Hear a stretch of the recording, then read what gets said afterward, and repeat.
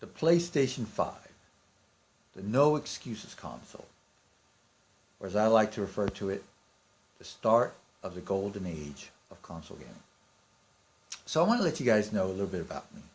And I know I pointed out I'm 45 years old. I actually wanted to call this channel, believe it or not, Middle-Aged Gamer. Then I thought I don't want it to be so much about me as I do about what 9th gen gaming means to me, what I hope to get out of it, and what I hope a lot of people can get out of it regardless of how old they are or what stage of their life they're in. So just to let you guys know, I've been gaming since the second generation. I remember one of the first games I played was Pole Position when I was 7 or 8 years old. Moving up through the gaming eras, I remember the NES, Super Mario, Zelda capturing my attention. I didn't play too much on the Super Nintendo, but I do remember a few games. I remember a basketball game that kind of made almost a 3D, had a 3D effect to it. But I remember what I really wanted was to be immersed in worlds. And for the most part, console gaming up until that point had been disappointing. I remember one of the first consoles that I was super excited about was the Nintendo 64. What I'm going on and on about is that for every generation of consoles, starting with the Nintendo 64, there's always been this promise. You're going to be playing the movie. I remember the PlayStation 2, I remember some remark that George Lucas made that he'd spent so many millions designing Phantom Menace, and all he had to do was wait a few months for a PlayStation 2, and he could have done it so much easier. Something cheesy like that. Just basically some kind of hyperbole remark on the power, the sheer brute force of the PlayStation 2. And when I got the PlayStation 2, it was great. It was great. But did it fulfill that promise? No, not so much. When the PlayStation 3 came out, I thought it was amazing too, but to be honest, the price did keep me away a little bit. But I also noticed that not even that really gave you that movie-like experience. Of course, we have to move on to the high definition, the HD era, and I think a lot of that came with that territory, not to mention the cell processor. I skipped the 7th gen and went off into the 9th gen, or not the 9th gen, I'm sorry, the 8th gen, and I thought surely now there's going to be a huge difference between the PlayStation 4 and the PlayStation 2. And there was, in visuals mainly, in visuals. I've actually got the PlayStation 4 Pro here. I'm playing one of my favorite games, which is a game I didn't really think I'd ever be playing, a game where you've got two, one of them is clearly middle-aged. I think Chloe should be in her early 40s, and Nadine, no doubt at this point, is mid to late 30s. But I guess what I'm getting at is that I believe, and what I desperately hope, especially since I'm not getting any younger, that we're finally going to get the console, the promise of a movie-like experience. And I'll be perfectly honest with you. While I think in a lot of ways we fall short, and mainly in the videos, in the video image quality, in a lot of ways, especially this game, we actually have been playing movies. Is it photorealistic? 100%? No, not completely. I'm going to get out of this firefight so I don't die.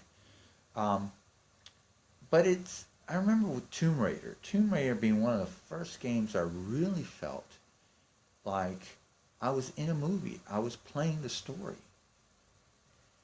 But there's something else I want to do. What I want to do is I want to be immersed in the actual world. And by that I mean, take a world like that of Black Flag. Great video game. The first definitive pirate game, I'll give you that. I enjoyed it to no end. I played well over 200 hours in that game. But there were several frustrations. First of all, you couldn't just seamlessly go into an island and go into a city. They had to be loaded in. And then you couldn't really explore the countryside. Now, on a lot of smaller islands, you could actually get out and explore, and that was great. But I wanted to explore all of Cuba. I wanted to explore all of Haiti and Puerto Rico. So it was limited in that. Another thing that infuriated me to no end was you couldn't explore your own ship. And I know in games like Mass Effect Andromeda, they give you that option, and that's a step forward. But I remember being able to explore the ship with a game like Knights of the Old Republic. And I thought, surely, after 2 generations, we would have gotten further than that. So I've encountered, so basically, dealing with a whole lot of frustrations. What I hope for the 9th gen is that this will not be the case. And I actually have some great hopes. And I envision this being as the start of the golden age of console gaming. Now, I don't want to delve too much into this subject, but what the PlayStation 5 promises to bring to me is, first of all, I think it's going to be the largest selling console, home console, ever. I think no matter what Microsoft does, the momentum that Sony's carrying forward and the lessons that they hopefully learn will make it the largest selling console. So I'm not going to get off into numbers. I will maybe in another video, but not for this one. What I really hope that this does is it finally takes us to the point where we're in the 4th gen, or in the PlayStation 4 is what I'm thinking, in the 8th gen we've been flirting with, and that is to open the door to worlds far more expansive. And I'm no longer satisfied with just playing the movie or the story. And I think my marketing agent, Mimi, as you can see, agrees with me with there. Don't you, Mimi? You agree with me that we need to do more than just play the story. We need to actually be in the world. I don't want to just play as Lara Croft. I want to explore Lara Croft's world. Okay?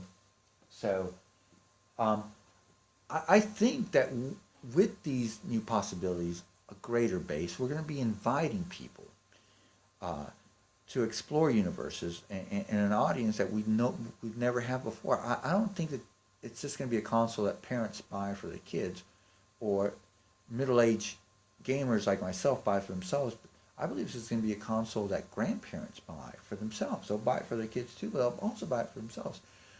I see this as the culmination of all electronic entertainment.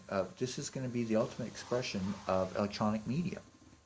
I think we're going to reach audiences far and wide, and we're going to be able to do things because we're going to be able to do these things because we're going to be able to do things in ways that we were never able to do before. As I was mentioned before, there was a lot of frustrations I felt with 8th gen gaming, even though we were 2 generations ahead of the PlayStation 2, which in and of itself promised to give us those Hollywood graphics and really take us to places that we've never been before. And it did. It did to a certain extent.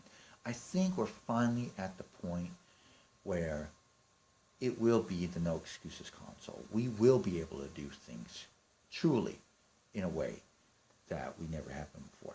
Now, I do want to echo the sentiments of a young man that's very popular on YouTube, IGN's, one of IGN's editors, Brian Altano, and I still remember the video from about 3 years ago, actually getting closer to 5, where he expresses how terrible the state of gaming was in 2013, right after E3. And it's going to be about 5 years. And then he goes off on a tangent describing how no matter what you do, you'll never please your gamers, your public. And I'm at fault for that. But I was talking to my girlfriend about it, and she says, the first step to any nation's progress is discontent. If the colonists weren't unhappy with the way the British were ruling, we'd never have the United States of America. So look at it that way.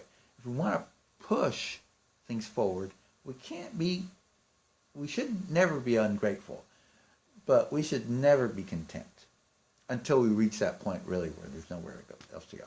And I call 9th gen or the PlayStation 5 representative of the golden age of gaming because maybe it won't be the best, but it'll reach its pinnacle. And then after that, you're going to have the laws of diminishing results. Now, can I read the future? No. We've been talking about the demise of console gaming forever, and it hasn't seemed to die. So maybe I'm completely wrong. I know there's a lot of technologies out there in the horizon, and we'll get into that later.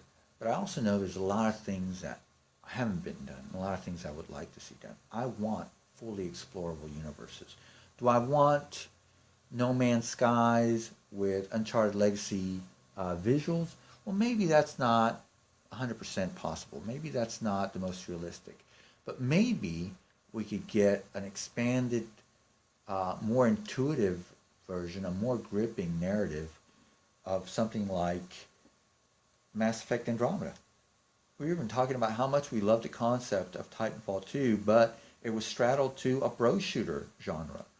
I'd love to see that game more like Mass Effect Andromeda, not from the quality of the game standpoint, but from the mechanic standpoint of being on a large cruiser, a large carrier that drops Titanfalls, or you have Titans dropped from the silos on that ship onto the surface of a planet with an expansive world. Maybe not the entire world is open like in No Man's Sky, but is grand and open, maybe not grand, maybe grand's the wrong word, but expansive and open like the worlds from Mass Effect Andromeda.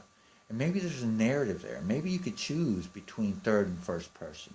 And maybe it's not just about the people you're fighting, but the fight that's being fought within. There's so many different ways that you could expand the experience of players. And that's basically, it's one of the items on a litany of things that I would like to see change. And I'd be very interested in seeing how a lot of you guys think.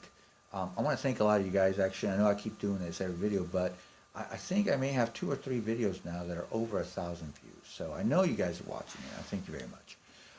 So what are the things that you guys want to see? I know that we've got, for me, it's like just going into worlds and not being able to pick objects up in a room.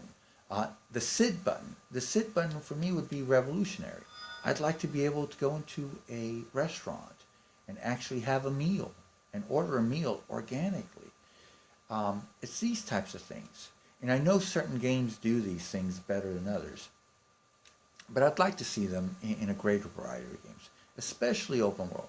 Not that every game should be open world. I actually love this game. This is one of my favorite games. It's not open world strictly, but it is an expanded narrative game, an expanded linear story type of game. And I'd like to see that adapted more and more. And so there are a lot of problems that we do see. And I've got this bell going off telling me, even though I put the television on mute, my controller keeps going off telling me that there's treasure I've missed. But other things. One of the biggest problems I've got is that feeling of a dead world, or a world that once you're done with it, there's nothing more to do. It just feels like an abandoned movie studio, so to speak. So I'm wanting to know, and I know procedural stories or procedural narrative would be a big solution, but I also know that it would be highly resource intensive. You'd have to have a machine, 1,000 times as powerful as PlayStation 5. And I just pulled that out of out of thin air. I have no idea how powerful it would have to be, but it would have to be extraordinarily powerful to give us a world. So maybe yes, elements of procedural narrative tied in with other things. And one of the things that I've noticed is that we're having to start to deal with is the problem with loot boxes and games as a service. The direction that monetization monster rearing its ugly head at every turn. And I think, I've been discussing with my girlfriend, I think there are some solutions that would allow developers, whether independent or especially if they're tied to a publisher, to be able to address that and create greater streams of revenue for themselves by giving us something we already want. And I've got to cut this video short because I'm running out of time, but we'll be discussing this very shortly in my next video. All right. You guys rate, comment, subscribe, and stay tuned because it's coming right up.